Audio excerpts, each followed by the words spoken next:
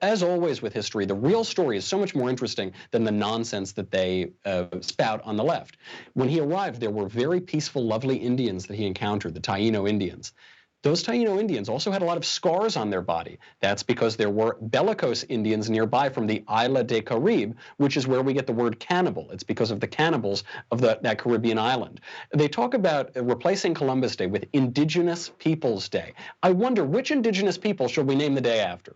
Should we name them after the Comanche, who stole their land from the Apache? Should we name them after the Iroquois nation, the cannibals of the Iroquois nation, who were a fearsome confederacy and warred with one another all the time? Which people should we name them after? I think when you get into the real history, it gets a little murkier, and Christopher Columbus starts to look a lot better. I know, it sounds like maybe you need to be talking to Elizabeth Warren to get your history straight, because this doesn't sound like the stories the left's telling today. One of the other claims, by the way, besides the mass genocide, and I want to debunk that right now, there wasn't mass genocide committed by Christopher Columbus. They did bring with them unintentionally viruses and diseases from the old world that the Native Americans didn't have immunities to, but the 19 million or so, the 95% of the 20 million Native Americans who lived in the Americas that died of diseases, not because someone purposely went out and slaughtered them. They died of diseases. That's two entirely different things.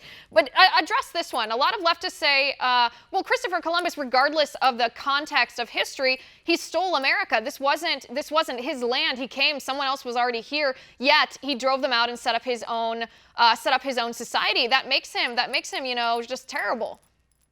Well, whose land was it? I don't know whose land it was. Certainly the course of all of human history, not just in the old world, not just in Asia, but also in the new world, is of various peoples going into different territories and taking land from them. We see this play out time and time again. This was happening after the settlers landed at Plymouth, and the Wampanoag Nation was taking land from some of their compatriots and some of their competitors in the region. So this has always gone on. But I will make the point with Christopher Columbus, because they portray him as this crazed killer who just went in slaughtering and stealing land from people. Compared to the Spaniards that he was with, Christopher Columbus was actually a pretty nice fella. The one document that portrays him as mean-spirited was written by Francesco de Bobadilla, who was his political rival in the region. It would be like Hillary Clinton writing about Donald Trump, and then you say, okay, Trump was a bad guy. Bartolome de las Casas, one of the great defenders of the Indians in the region, he wrote admiringly of Columbus, and said that Columbus was very nice to many natives.